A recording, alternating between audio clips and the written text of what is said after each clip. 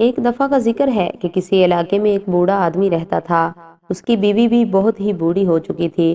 ایک بار بڑھیا نے اپنے خاوند کو آواز دی کہ مجھ سے کچن کا دروازہ نہیں کھل رہا، مہربانی کر کے ادھر آئیں اور کچن کا دروازہ کھول دیں۔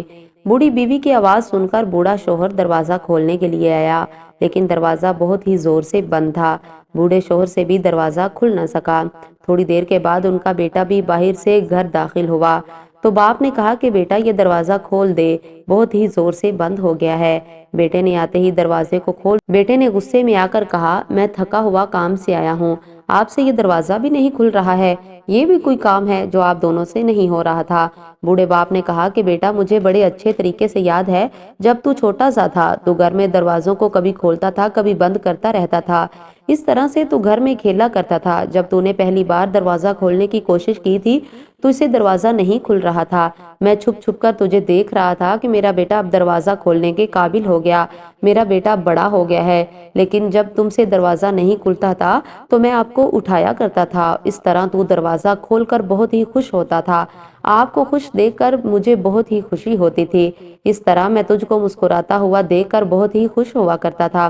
جب تو چھوٹا تھا تو میں تیرے ہاتھوں سے دروازہ اس لیے کھلواتا تھا کہ تجھ میں حوصلہ پیدا ہو کہ دروازہ تم نے اپنے ہاتھوں سے ہی کھولا ہے، تاکہ تیرا دل نہ ٹوٹ جائے، تیری ہمت بڑھ جائے۔ باپ کے منہ سے یہ الفاظ سنتے ہی بیٹے کے آنکھوں میں آنسو آ گئے تھے۔ قربان جائیں اس ہستی پر جس کو ماں کہا جاتا ہے۔ ماں وہ ہستی ہے جس کو ہر وقت اپنی اولاد کی فکر رہتی ہے۔ وہ خود گیلے بستر پر سوتی ہے، اپنی اولاد کو خشک بستر پر لٹا دیتی ہے۔ جب بھی گھر میں کھاتے وقت دسترخوان پر کوئی کھانے والی چیز کم پڑ جاتی ہے تو سب سے پہلے ماں کہتی ہے کہ بیٹا میرا پیٹ بھر گیا ہے، جو کھانے کو باقی بچا ہے تم کھا لو، بیٹا میں نے تو تھوڑی دیر پہلے ہی کھانا کھایا تھا، مجھے اس وقت بھوک بھی کم ہے۔ ماں اپنی اولاد کو کھیلتے دیکھ کر بہت ہی خوش ہوتی ہے۔ وہ اپنی اولاد کو چلنا سکھاتی ہے اور اپنے بچوں کی اچھی پرورش کرتی ہے، خود بھوکی رہ کر اولاد کو پیٹ بھر کر کھانا کھلاتی ہے، خود گیلے بستر پر لیٹ کر اپنی اولاد کو خشک بستر پر لٹاتی ہے، خود دکھ اٹھا کر اپنی اولاد کو سکھ دینے کے لیے بہت ہی محنت کرتی ہے۔ قربان جائیں ماں اور باپ پر جس نے اپنی اولاد کے لیے بہت ہی دکھ اٹھا کر اپنی اولاد کو پالا ہے۔ باپ سارا دن اولاد کی روزی کمانے کے لیے گھر سے باہر نکل جاتا ہے یا پھر پردیس کیس میں چلا جاتا ہے۔ ایک باپ 5 بچوں کی تنہا ہی روزی کمانے کے لیے محنت کرتا ہے، اس طرح سے وہ اپنے بچوں کو پالتا ہے، ان کی اچھی تربیت کرتا ہے، لیکن جب باپ بوڑھا ہو جاتا ہے تو 5 بچے ایک ماں باپ کی دیکھ بھال نہیں کرتے۔ آج کل کی اولاد والدین کو اپنے ساتھ رکھ کر بوجھ محسوس کرتے ہیں، وہ اپنے والدین کی دیکھ بھال نہیں کرتے۔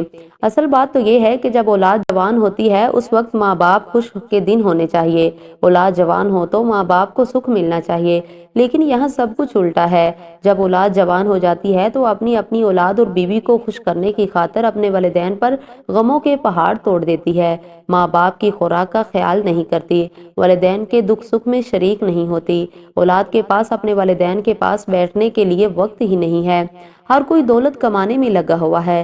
مختصر یہ کہ اولاد اپنا بچپن بھول جاتی ہے کہ ماں باپ نے مجھے کس طرح سے پالا، آج جو کچھ بھی میرے پاس ہے یہ سب کچھ میرے ماں باپ کی محنت اور دعاؤں کی برکت ہے۔